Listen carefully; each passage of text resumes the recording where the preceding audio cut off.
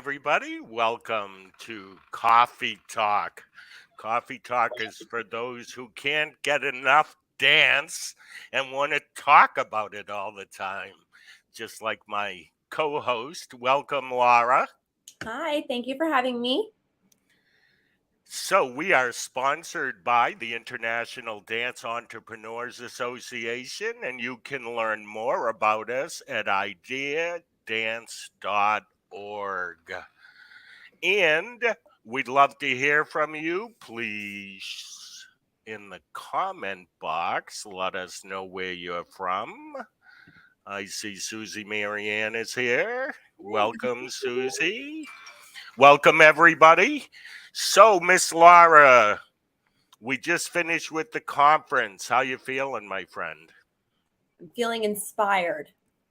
Definitely inspired this year. I attended the dance teacher conference first, and then I had two dancers and their parents come in for Soul, and both experiences were amazing. I was definitely inspired from the first conference as a studio owner. Have a ton of notes of things. My to-do list is like I think 54 right now before like the season starts, but all good things. Like not like I don't feel stressed about it. I'm excited to do them.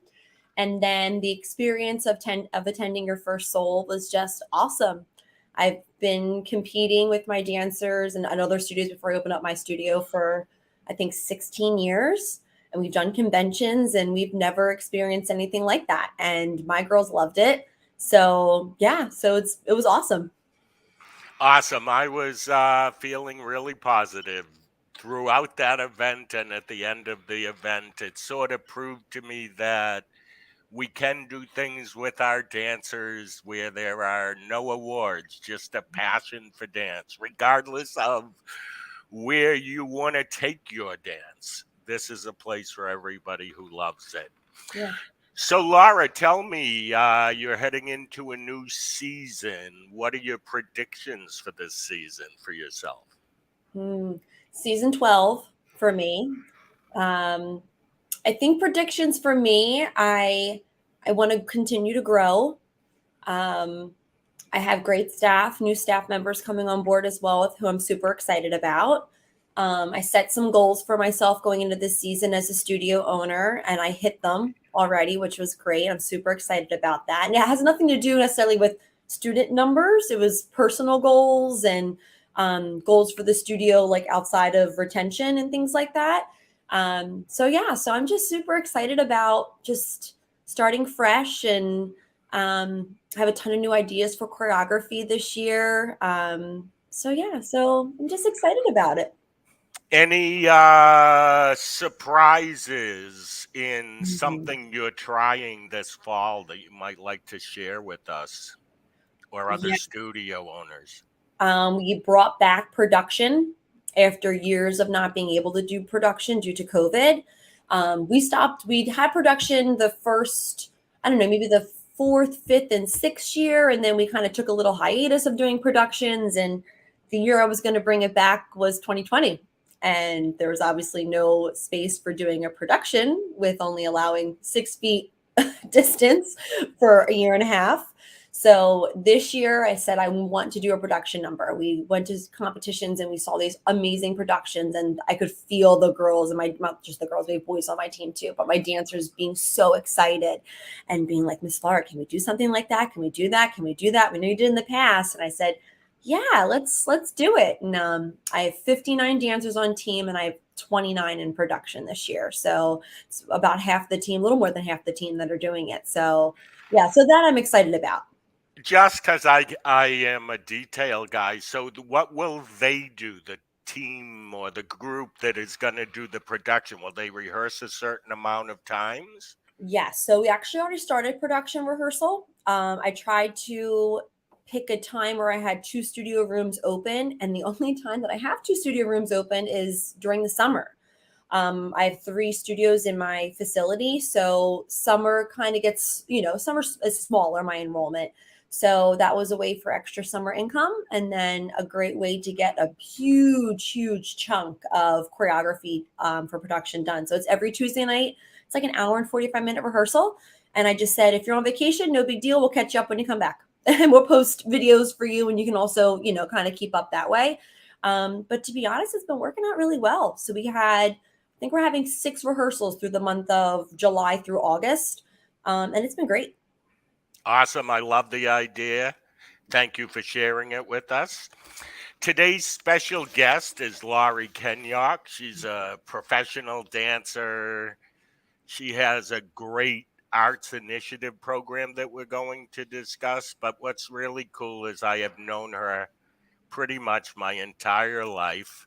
Her teacher was Lorraine Souza. Many of our viewers may remember her. She was based in Uniontown, Pennsylvania. My mom was really good friends with Lorraine. And I watched Laurie grow up, and I'm so excited to have her with us today. While we bring her in, I'm going to run a quick commercial for the Soul Dancer Conference, which will take place next August 3 through 5 at the MGM Grand in Las Vegas.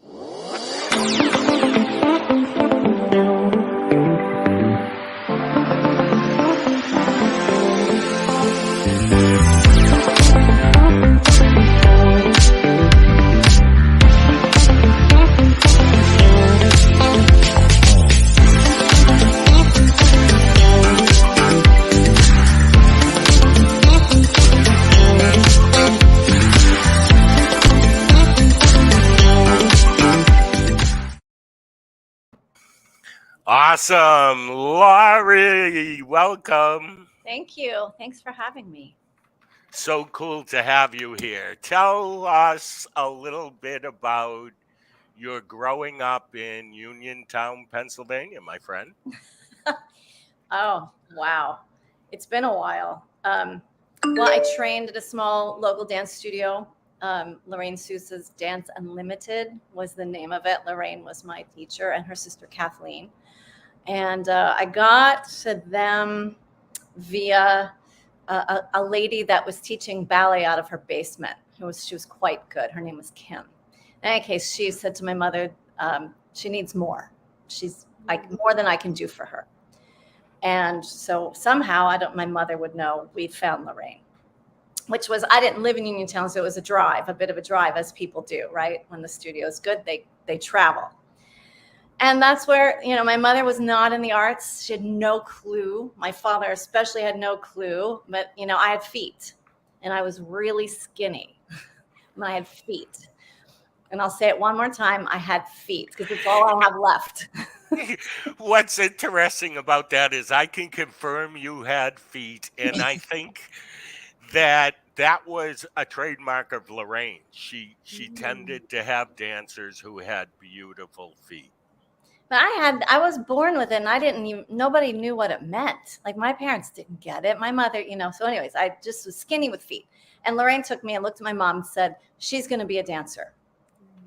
And my mom said, okay. And so we followed the rules. And like I said, I'd come from a really small basement type place. And then I was in a studio, with teams, she had companies. She had a junior company and a senior company. And maybe there was a mini junior something. And this was all new to us. And Lorraine, I guess, had said to my mom, I want to put her in the junior company, but she has to do X, Y, and Z because you're new.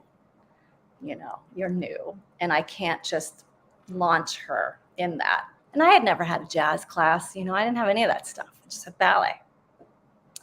And then it just took off. That was that. I don't know. I mean, I could talk about it forever and a day. But I will say that Lorraine, too, looked at my mom and said, you have to send her to New York because she needs more. And that's how it began. Really. Very cool. Yeah. I can remember my mother working with you at a DMA, maybe a Miss Dance competition or something. Can you recall that? Yeah, well, your mom was the first time I met your mom was at USTD. And it was, I think, my very first competition. And I won that title. I don't know what it is exactly, but it was junior because I was young. And I remember your mom sitting at this podium thing, and just kind of like this. And And my Lorraine said, that's Sherry Gold. And I went, okay. And then it just sort of happened, and your mom would smile and nod at me and look. You know, she was making the assessment, I think. Right? We now Yes. call, dare I say now, my friends and I call it judgment as a joke, right? My professional dancer friends and I, it's like, it's judgment time. Mhm. But back then it was like you used to help to clean other people's dancers. You worked with them.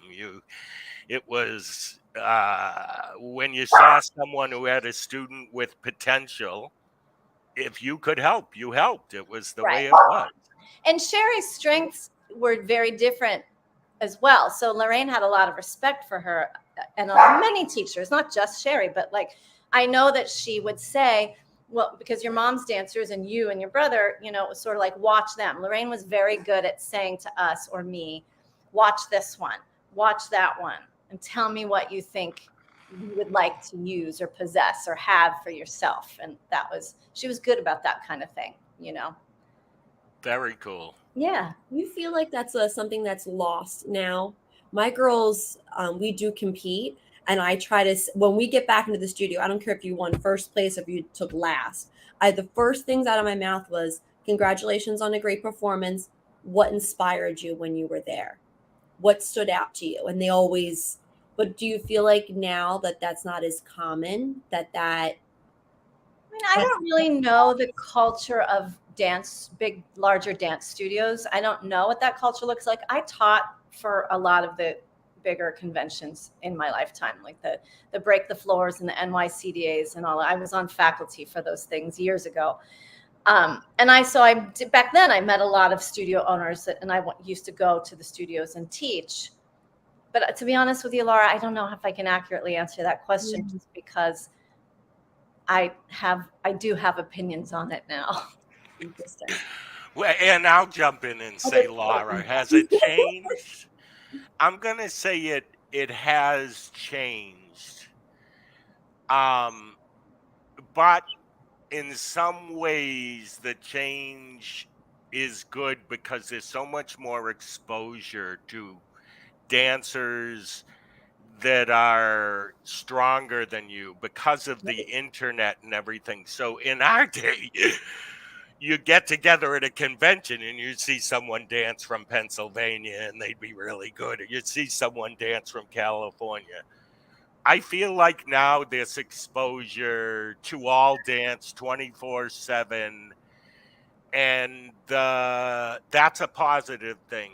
The not so positive is I don't know if teachers work together like they did at one time. I I think mean, I think I asked because I didn't grow up in the competition world. My studio was like the very small neighborhood studio, and we didn't compete. We were a very choreography artistic based studio, lots of technique. But we would do like we would get hired for like store openings, and we if Target was opening, they hire us and we go dance at Target. You know what I mean? Like it was like a little. We do parades and showcases and fundraisers. So I'm in the world now, but this is the only type of world that I know is the now. I don't know what it was like when I was younger and dance because I wasn't in that world. So that's why I asked. It's just, I think it feels different, even though I don't know what it originally was, if that makes sense. it was. Go ahead, Laurie. Well, I was just saying, I feel really that it was smaller back then too. Like there's so much of it now. It's so saturated and it's become such a business, a real big, even my own mother says it to me. Why don't you open a dance convention? And I'm like, okay, stop. No, we're not doing that. I'd rather have a food truck. Maybe at a dance convention because then you make a lot of money. Right. I'll do the dance convention. You bring the food truck. How's that? Totally. Who's having more fun?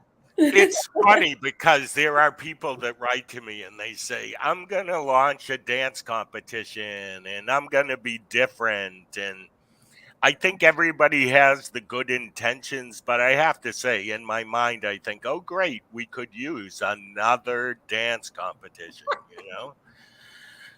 Okay, moving on. Laurie, so tell us a little bit about your Broadway career. I'm very impressed with Moving Out, Come Fly Away. Twyla Tharp is like one of my heroes as a choreographer in this world.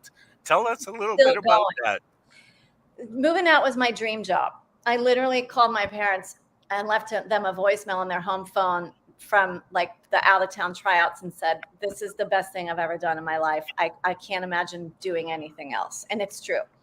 I mean, I meant that and I still mean it. How old were you? I'm curious. I turned 30 when we were doing the out of town tryouts and I was late for work the next day. Bad move.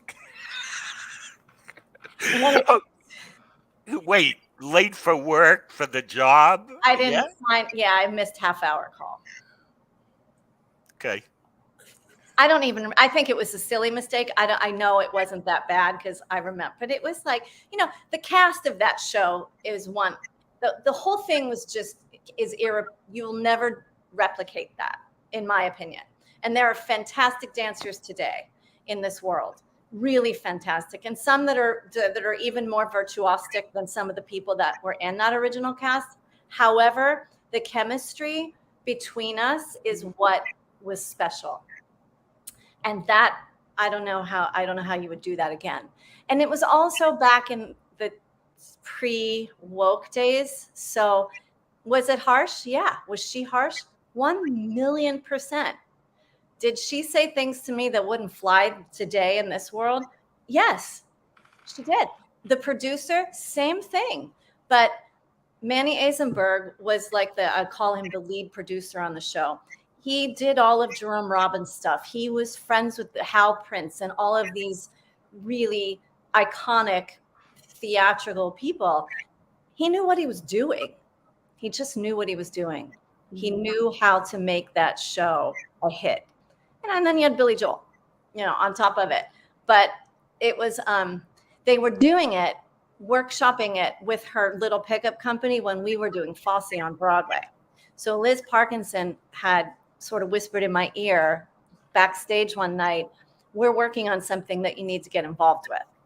And I said, what is it? And she said, it's with Twyla, but I can't say anything.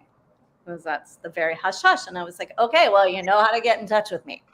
And then time had passed and I was doing another show. I was doing Saturday Night Fever back then at that point. And I had gotten dunked. Like, when you go bowling and the pins fall down like from the ball, right? Well, somebody had baseball slid right into me while I was doing a pirouette on stage in the middle of the show. And I fell like a pin, like a bowling pin. Oh, no. Well, that was super fun. In any case, I was injured, right? And then lo and behold, Liz calls me and she says, we're having auditions for we're going to mount this. And I was like, oh, shit, I have a torn meniscus. I'm supposed to have surgery, but I could still dance. That was you're fearless, right? When you're younger and you could do anything, just tape it up, pop some Advil and go. And then she said to me, she goes, you don't come here injured. She said, because she will never forgive you. So, and I was devastated. I felt like I had lost my chance, right? So I went and had the surgery, yada, yada, yada.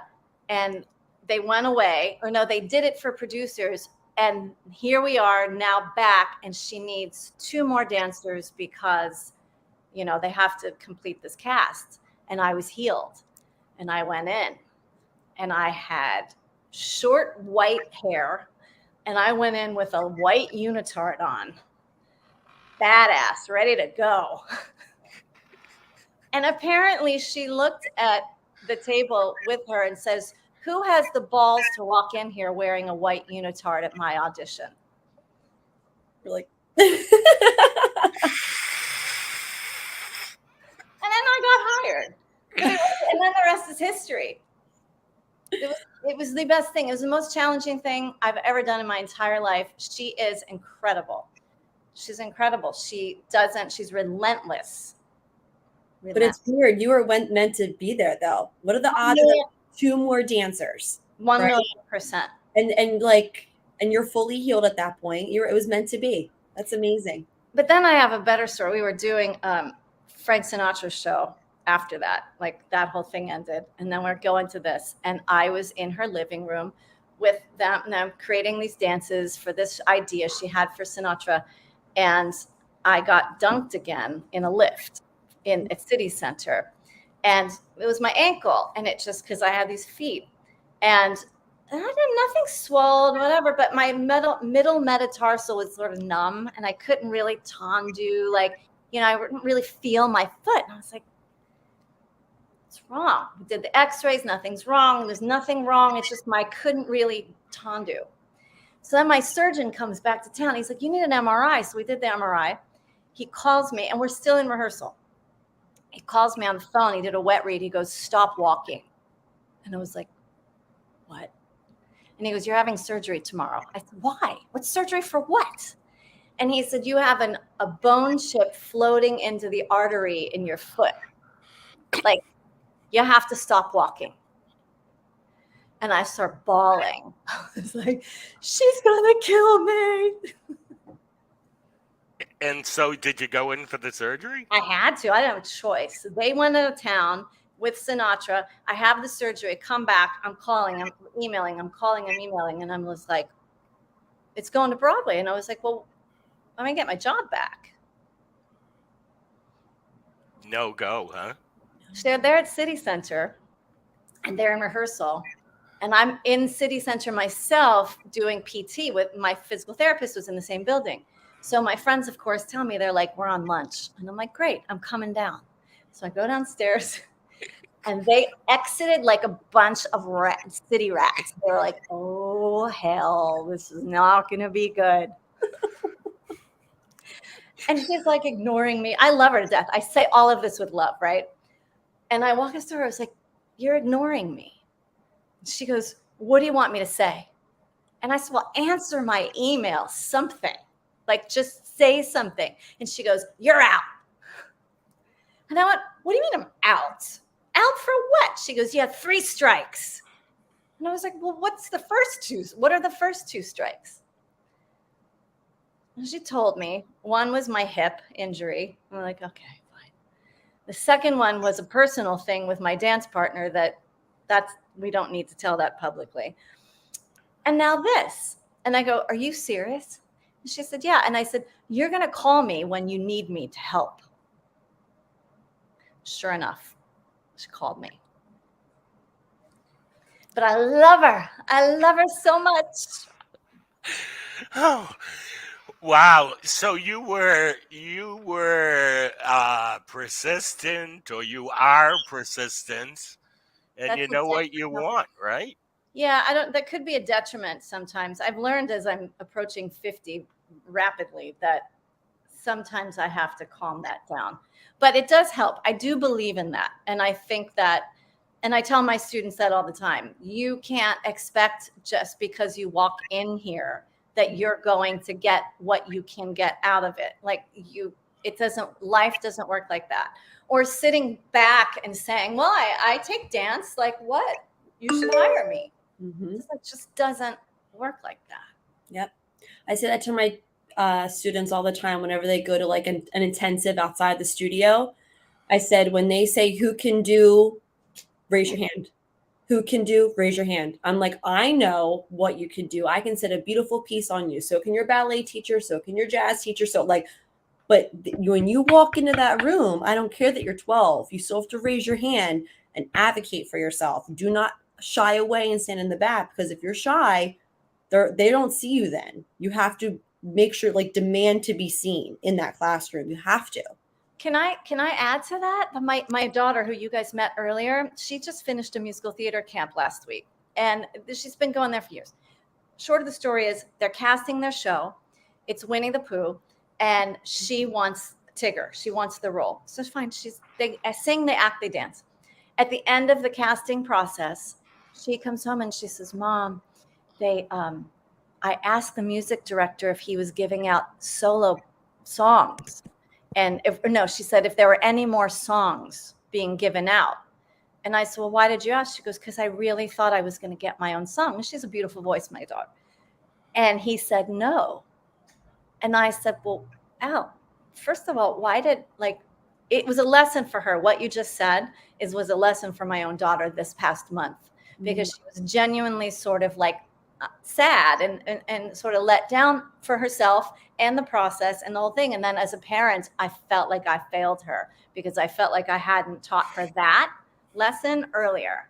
But at the end of the day, this month was that lesson, as for me as a parent and for her as a young. I'll take that with her. Yeah, and she'll remember that. And now when she's in that camp next summer and they're looking for whatever, she won't shy away. Yeah. And I feel like that's so important for them, whether it's they're taught that or they're taught that in the moment. Like, she'll keep that with her forever now.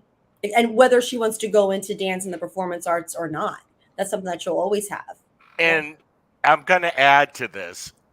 We need to teach young girls to stand up for themselves. I feel that way strongly. I come from a generation where I think the girls were told, you be quiet, you don't speak up. And I know people like Laurie and people like, I'll bring up Nancy O'Mara, different people that have pursued what they want, felt that they deserved it, spoke up about it, and they were successful. And we need to teach that not only to young women, young people, but young girls especially. Yeah.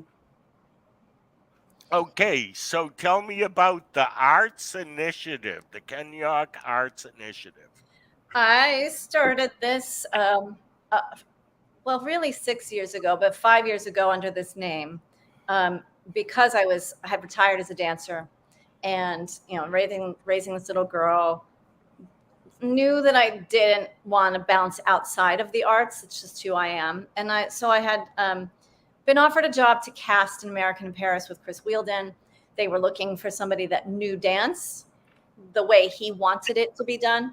And that was a really cool experience. And I got to see firsthand, because I was handling the leads, but I was also at all of the auditions across the board. And so I would see these ensemble auditions, and he would look at me and say, why is this one dancing in my face? And why is that one in the back of the room? And where is the talent that I want to see? And the real reason is he was coming at it from a classical standpoint, but it was sort of neoclassical and contemporary, but then they had to sing, and there were all these things, and he couldn't find it. And I realized, and then I worked a bit with Chris Giacomelli on a few of his shows and things. And I started to see, because I truly lived in this bubble with Twyla Tharp, where it was like myself, Corinne, John Celia, Keith Roberts, Nancy, the manager was on that cast for a bit, Liz Parkinson. And you were like, dealing with like ridiculously talented, but older people. We're older. And I realized, so experienced is the word. Yes, that's a better word. That's a better word. And I realized we have to start to train them the way it's happening out here, right? It's happening differently now. When I was their age, younger, you were on Broadway, or you were a conservatory concert dancer, or you were, in Los Angeles doing commercial work. And very few people did the cross around, especially from ballet to commercial dance, right? So I thought, we have to arm them, because now the blinds are blurred. All these ballet people are choreographing on Broadway now.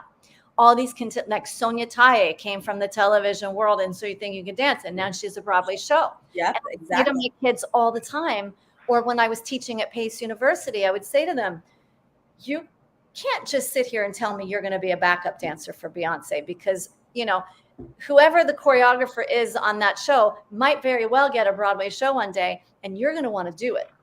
And then you're going to have to open your mouth and sing. It's interesting. So you can't rest on, I'm just going to do this, just no.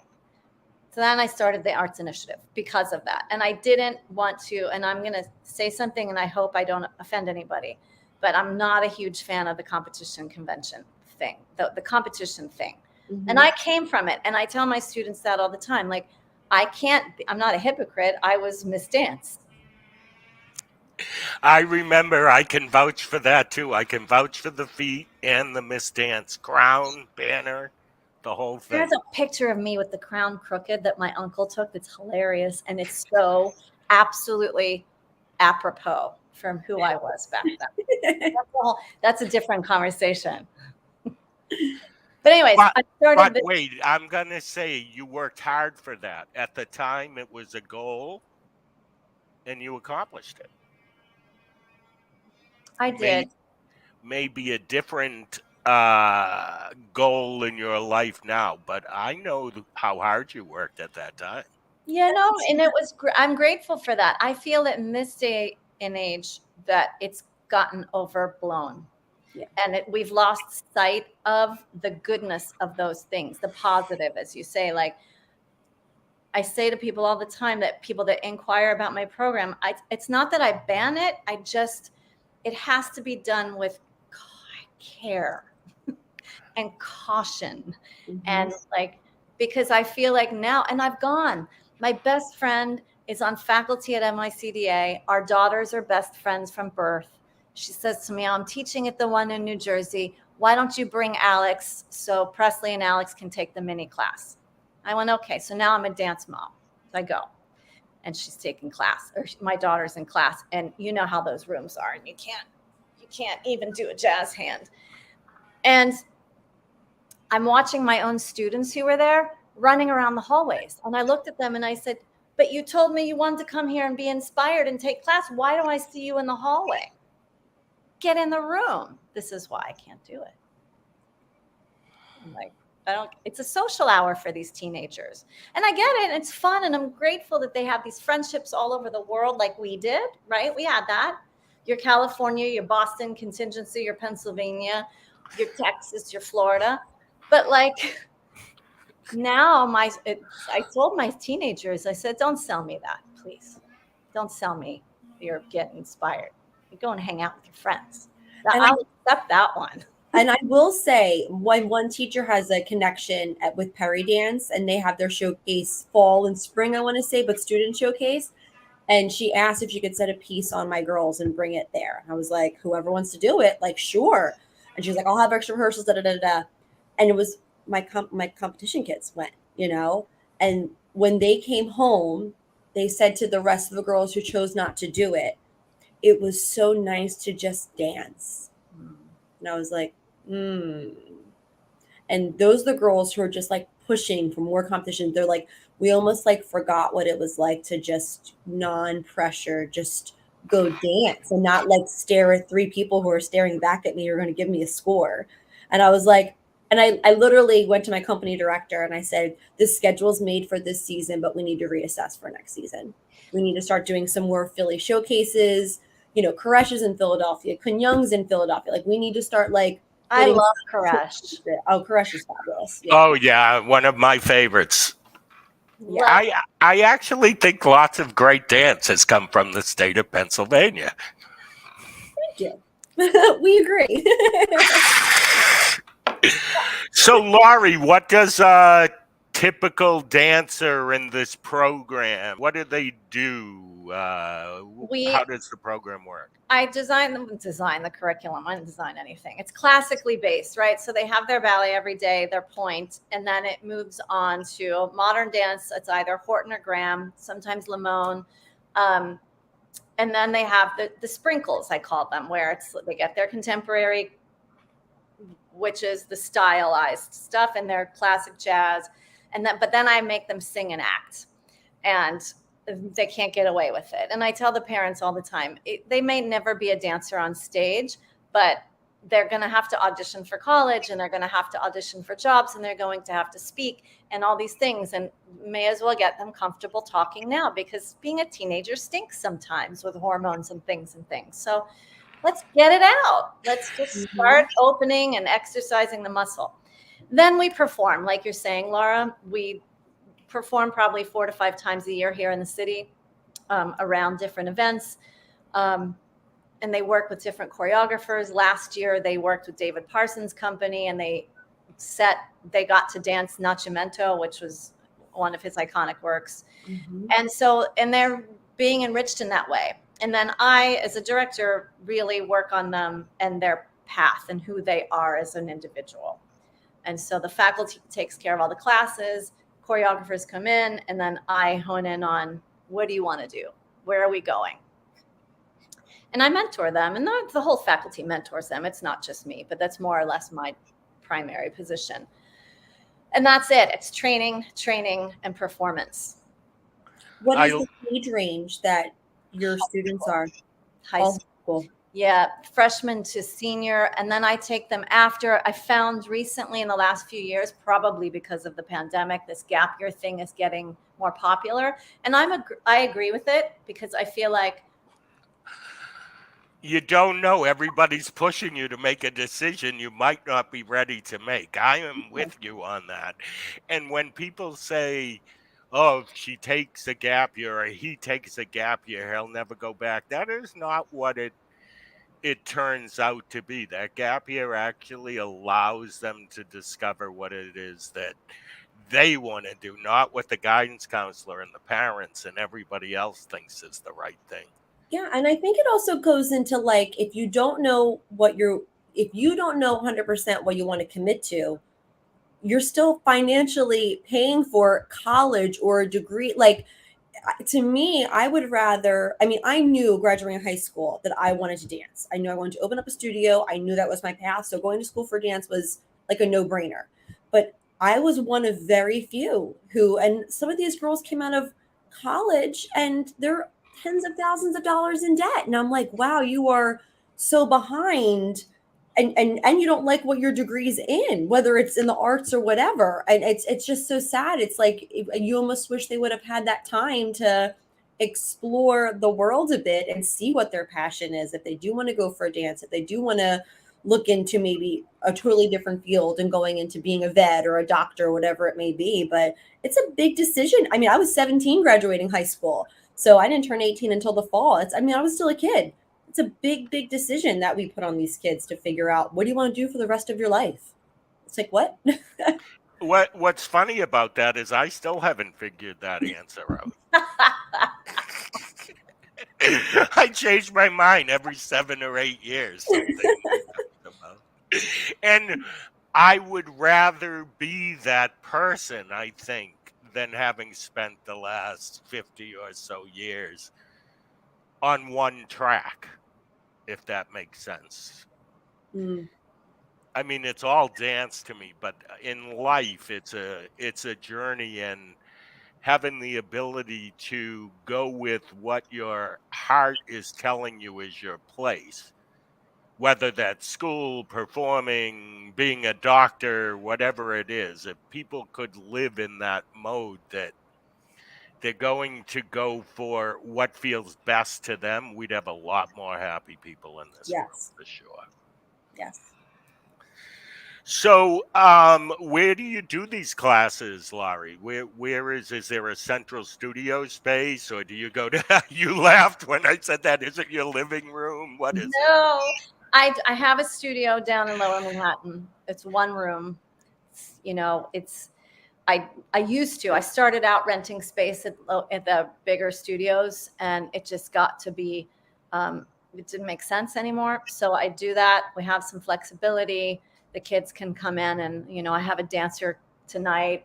One of my kids working with somebody from Juilliard, and it's their home, so it's really nice. It's special. My joke is that Michael Jackson can resurrect from the dead. Nobody would know it because it's so private.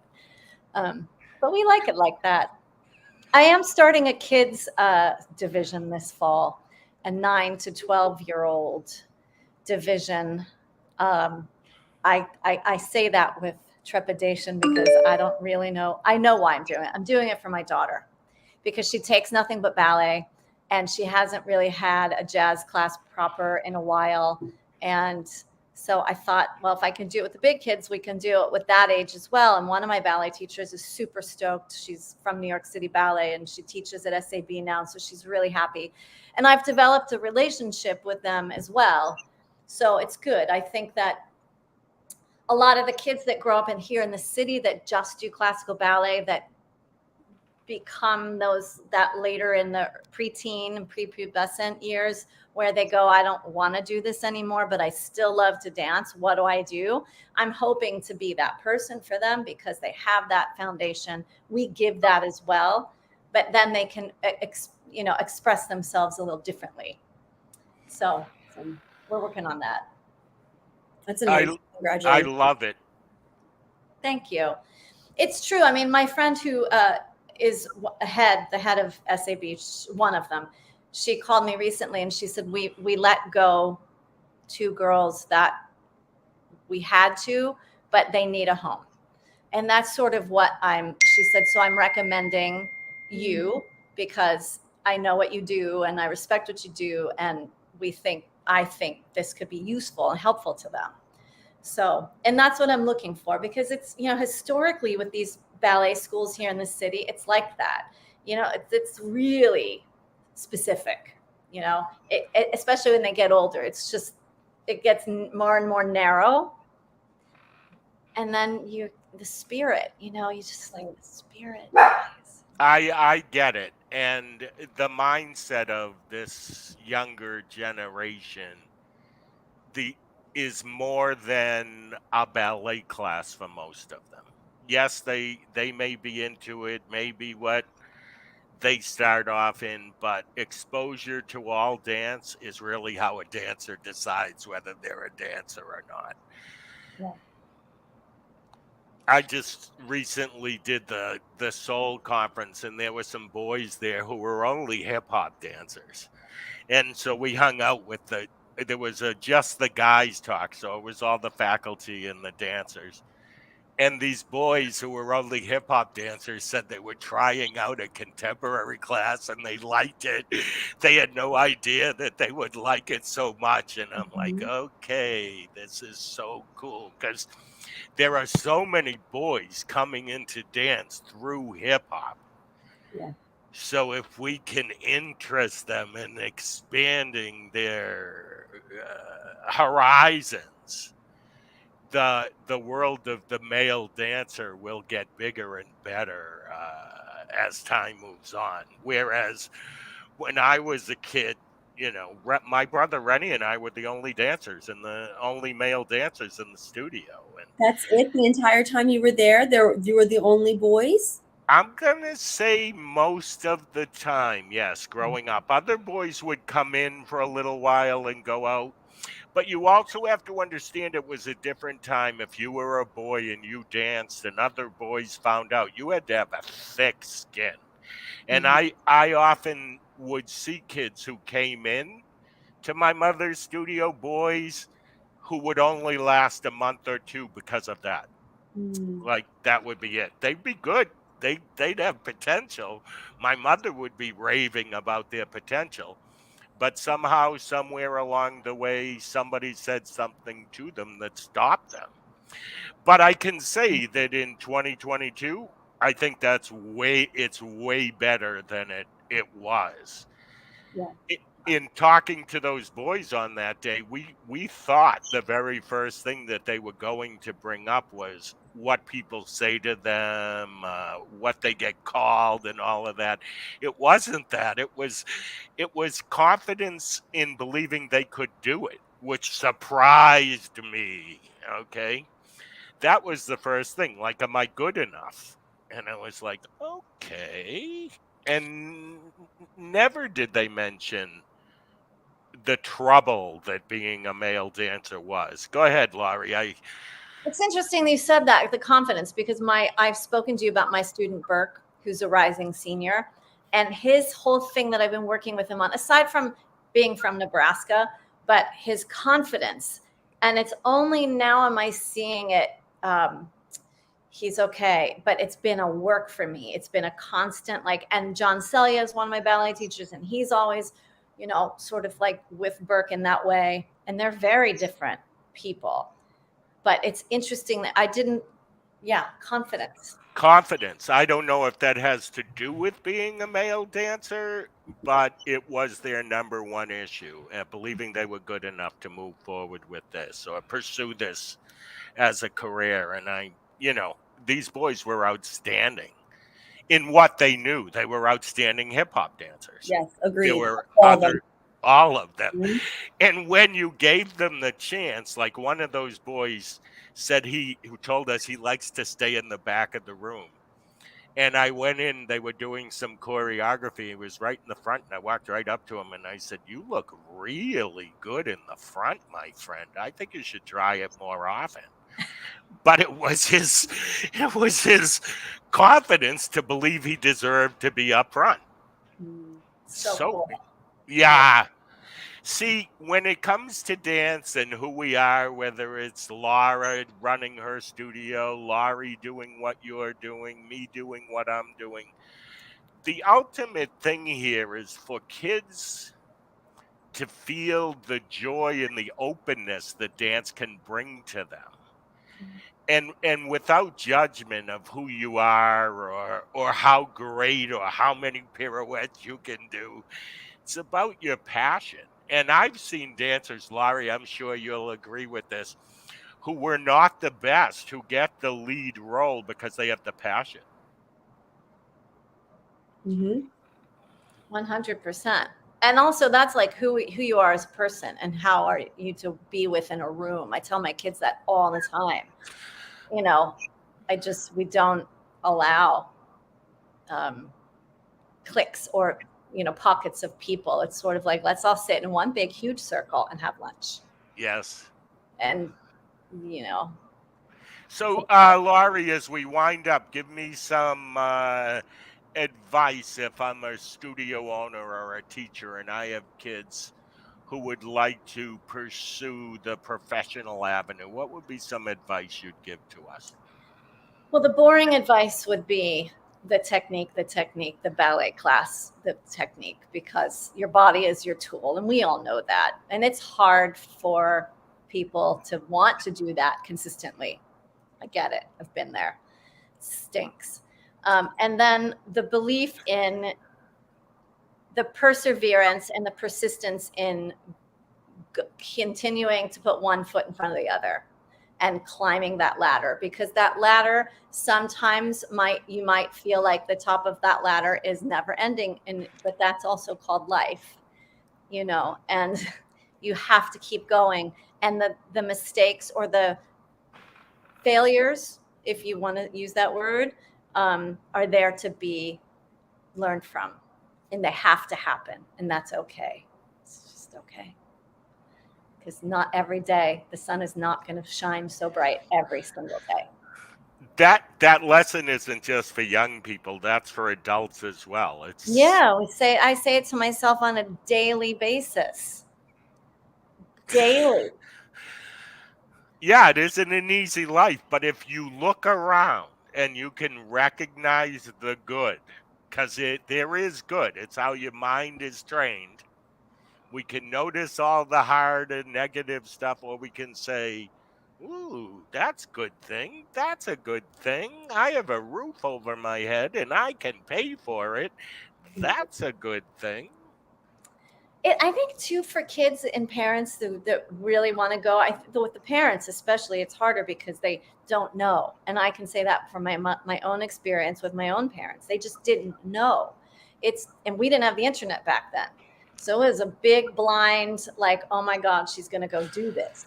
Right. And there's got to be a healthy amount of trust. But with parents now, I think I tell them all the time, the best thing that's happened to me are the arts, because I get to live my life every day being involved with things that I absolutely love. Mm-hmm. And I don't have to fret putting on that suit and going into the office at 6 o'clock in the morning. And maybe some people do love that, and there's no judgment. It's just that the arts generally, I think, in whatever capacity, like Rhee, we were talking, you could be in the wardrobe department. You could end up as a stage manager. You could end up producing it. You might not end up on the stage or in front of the camera, or you might. Yeah, and you may enjoy being the stage manager more than you did being the dancer. You have to be open to this journey, and you also, if you are that dancer, You got to keep learning and watching what's going on in your field, because there will come a day where you might choose not to be the performer, but you need other skills. So you have to watch the lighting guy and Mhm. learn from the lighting guy and learn from the stage manager and develop those skills so you can continue the dance journey the whole rest of your life, which you've done, Laurie. I did. It's funny. One last funny story. My kids danced on a TV show 2 weeks ago or whatever. And I forgot how much they don't know. Right. And one of my dancers asked me, what time will we be done? And my initial reaction was I was a little annoyed because I was like, what are you talking? We haven't started yet. I got past that in a half a second. And then I realized she's never filmed a TV show before. So she doesn't know the golden rule of hurry up and wait. She doesn't know that. I'm here to teach her that. I have to teach her that. And I was like, so my answer was, who knows? That's right. Your guess is better than mine. I don't know. I said, when we start, we'll start. And when we finish, we'll finish. But my best advice is don't make any plans for the rest of the day. Yeah. That's it, exactly. We're here. My mother used to call it Sherry Gold time. We're on Sherry Gold time. What does that mean? Don't ask me what time we're getting done. Just we'll let you know when we're done. And people would leave their kid there until they called. Yeah. Interesting. Yes. This whole conversation was interesting. Thank you for joining us, Laurie. Thank you. Thanks. Thank you. Thank you, Laura. Same. Nice to meet you. Thank you. And thank you all for tuning in. We'll be back in 2 weeks with another coffee talk. And I believe our next one is with Jackie Slight. So 2 weeks from today. Join us then. Thank you all. Thank you, Laurie and Laura. Bye, Have everyone. a great day.